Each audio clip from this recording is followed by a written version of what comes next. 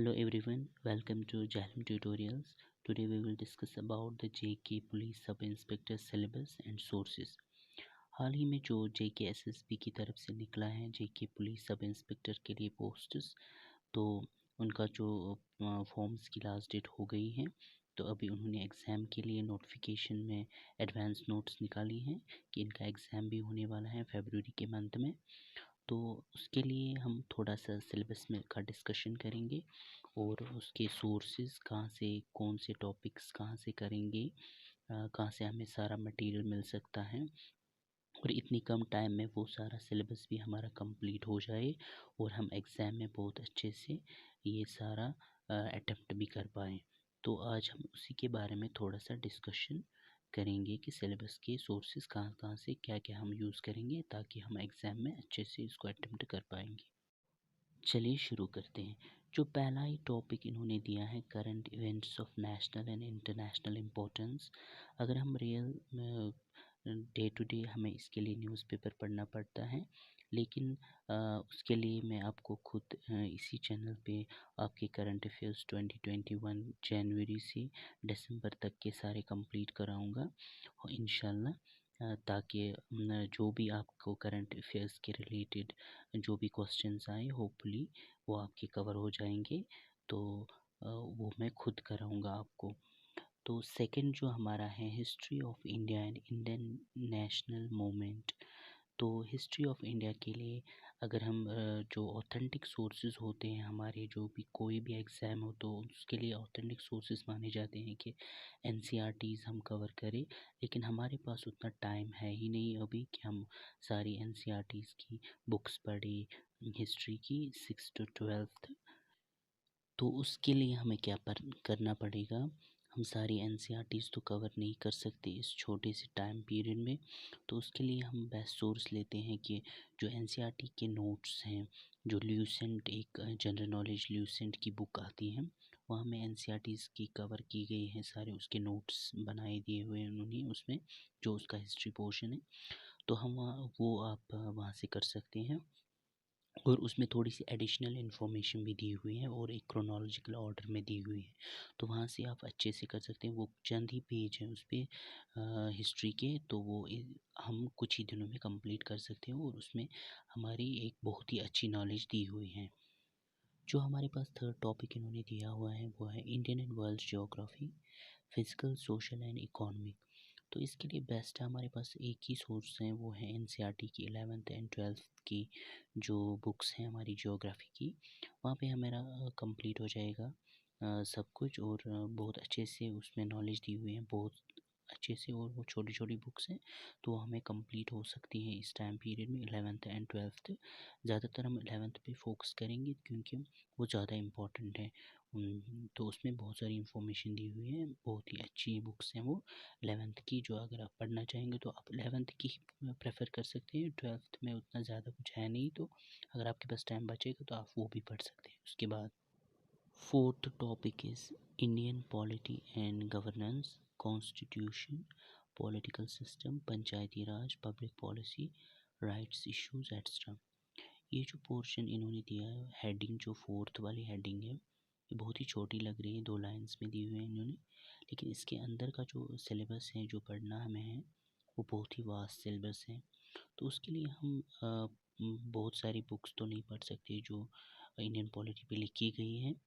तो मैं उसके लिए आपको रिकमेंड करता हूँ कि आप जो ल्यूसेंट जनरल नॉलेज जो है उसका जो पॉलिटी का पोर्शन है वहाँ से आप ही कर सकते हैं। वहाँ पे बुलेट पॉइंट्स में दिया हुआ है एवरीथिंग।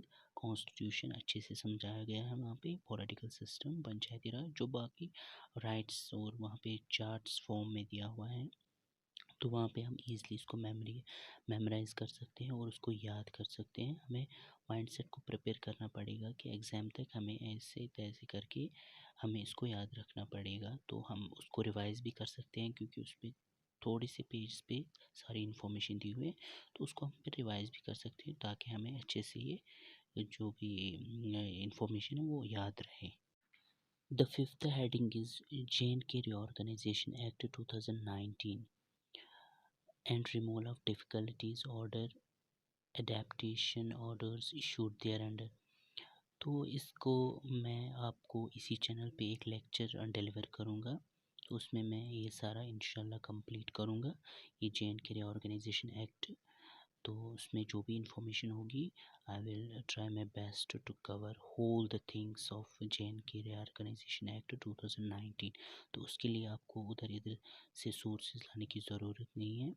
तो जो भी इंफॉर्मेशन मेरे पास होगी, कलेक्ट हुई की होगी, तो वो मैं आप तक ज़रूर पहुंचाऊंगा। तो आप उसके लिए चैनल पे बने रहिए, तो आपको वो वीडियो मिल जाएगी जल्दी। सिक्स्थ जो हेडिंग दी हुई है, economic and social development, sustainable development, poverty, inclusion, graphics, social sector initiatives. ये जो इकोनॉमिक का पोर्शन इन्होंने दिया हुआ है, तो उसके लिए आप 11th की जो इकोनॉमिक्स की एनसीईआरटीज़ हैं, वहाँ से बेसिक कॉन्सेप्ट्स ले सकते हैं। और सस्टेनेबल डेवलपमेंट में जो भी प्रोग्राम्स करंट जो न्यूज़ में आए हुए हैं, तो रिलेटेड टू सस्टेनेबल डेवलपमेंट, चाहे वो इंटरनेशनली हो या नेशनली, तो उसको आपको ध्यान में रखना है, उसके सोर्सेज लेने हैं ताकि वो आपको कवर हो जाए अच्छे से। तो जो सोशल सेक्टर इनिशिएटिव्स हैं, जो स्कीम्स आई हुई हैं करंटली न्यूज़ में चल रही थी पिछले एक साल में, 2021 में पर्टिकुलरली, तो उनको हमें ध्यान में रखना होगा। तो कि जो गवर्नमेंट साइट्स हैं जिनकी तरफ से वो, या जो मिनिस्ट्रीज़ हैं जिनकी तरफ से वो इनिशिएटिव्स आए हैं, स्कीम्स आई हुए हैं, तो वहाँ से हमें चेक करना पड़ेगा और उनको अच्छे से उनके नोट्स बना के उनको फिर अच्छे से मेमोराइज़ करना पड़ेगा और उनको पढ़ना पड़ेगा, तो वहाँ से वो कवर हो जाएंगे हमारी। सेवेंथ हेडिंग जो है, general issues on environmental ecology, biodiversity and climate change. इसमें भी हमें ज़्यादा से जो इसकी बेसिक्स हैं वो तो हम सबको पता ही होता है। एनवायरमेंटल साइंस के जो बेसिक्स होते हैं उस पर ज़्यादा जाने की ज़रूरत नहीं है। जो करंट में आए हैं, जो हाल ही में न्यूज़ में चल रहे थे करंट्स, पर्टिकुलरली 2021 के, रिलेटेड टू एनवायरनमेंट, बायोडाइवर्सिटी और climate change, anything related to these topics, तो वो हमें करंट करने ही पड़ेंगे। जो न्यूज़ में थे वो कुछ ही टॉपिक्स होंगे, तो उसके लिए भी एक वीडियो आएगी, तो आप उसका वेट कीजिए। तो होपफुली वो इस चैनल पे मैं डाल दूँगा, जैन ट्यूटोरियल्स पे, तो आप वहाँ से ले सकते हैं वो इन्फॉर्मेशन। तो वही हमें करना पड़ेगा इसमें, और कुछ ज़्यादा नहीं करना है इस एनवायरनमेंट वाले पोर्शन में। एट्थ एंड नाइन्थ हेडिंग जो है, general English and interpersonal skills including communication skills. इसके लिए कोई भी छोटी सी बुक आप मार्केट से ले सकते हैं, क्योंकि मार्केट में इतना मटेरियल अवेलेबल है। तो इसके लिए वैसे तो अगर आप का ये है कि आपको वीक है, वोकेबलरीज वीक हैं, तो आप इसके लिए बुक ले सकते हैं छोटी सी, लेकिन पर्टिकुलरली इस टॉपिक के लिए, इंग्लिश या इंटरपर्सनल स्किल्स के लिए, तो आप मार्केट से ले सकते हैं, उसको प्रिपेयर कर सकते हैं अगर आपके पास टाइम है। और अगर आप बहुत ही अच्छे हैं, क्योंकि इंग्लिश तो सभी ने पढ़ी होती है बचपन से ही, फ्रॉम क्लास फर्स्ट, तो उसके लिए जो भी क्वेश्चंस आते हैं तो वो आराम से हो जाते हैं अटेम्प्ट। लेकिन फिर भी अगर आपको लगता है कि आपको इसकी प्रिपरेशन की ज़रूरत है, तो आप कोई भी बुक ले सकते हैं, मार्केट में इतनी बुक्स अवेलेबल हैं, तो आप वो ले सकते हैं और उसको प्रिपेयर कर सकते हैं। 10th heading is general science. General science, चूँकि जो इसमें कोई एक खास इन्होंने दिया हुआ नहीं है कि फिज़िक्स, केमिस्ट्री और बायोसाइंस, तो इसमें हमें तीनों की इन्फॉर्मेशन थोड़ी सी रखनी होगी। तो करंट में जो आए हैं वो तो हमें ध्यान में रखनी ही है, और इसका जो थोड़ा सा बेसिक्स भी होता है वो भी पूछा जाता है। और कभी कभी केमिस्ट्री के जो फॉर्मूलाज होते हैं वो भी पूछे जाते हैं, तो उसके लिए हमें तो बहुत सारी बुक्स पढ़नी पड़ेंगी फिर। लेकिन जो ल्यूसेंट का जनरल नॉलेज बोर्ड, उसका जो साइंस पोर्शन है, वहाँ पे फिज़िक्स, केमिस्ट्री और बायो साइंस तीनों की अच्छी से इंफॉर्मेशन डीपली, बहुत ही स्मूथली इन्होंने दी हुई है। तो वहाँ से अगर हम करेंगे, वो फ्यू पेज हैं, तो एक तो पहली रीडिंग में हो जाएंगे और उसका रिवीजन भी अच्छे से हो जाएगा, क्योंकि हमारे सोर्स जो होने चाहिए वो ऐसे होने चाहिए कि हम उनको रिवाइज भी कर सकते हैं, कि बाद में ऐसा ना हो कि हम पढ़ते जाएंगे और बाद में फिर भी कुछ याद नहीं रहेगा। तो रिवाइज जो है वो हमें ज़रूरी करना है, क्योंकि उससे हमारी जो भी हमने पढ़ा होगा वो अच्छे से हमारा कवर हो जाएगा और हम उसको फिर अटेम्प्ट भी कर पाएंगे with full confidence.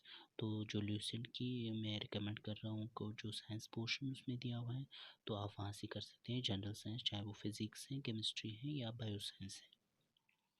The 11th heading is Basics of Computer and its Usage. Various facets of computer, hardware, software, internet and their usage.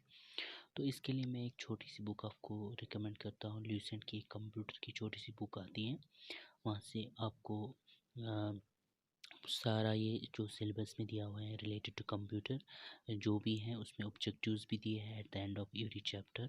तो वहाँ से आप वो कर सकते हैं आराम से। उसमें से होपफुली इंशाल्लाह सब कुछ आएगा आपको, जो भी है एग्ज़ाम में क्वेश्चन आएंगे रिलेटेड टू कंप्यूटर पोर्शन, तो आप इजीली अटेम्प्ट कर सकते हैं अगर आप उस बुक को अच्छे से ध्यान से पढ़ेंगे।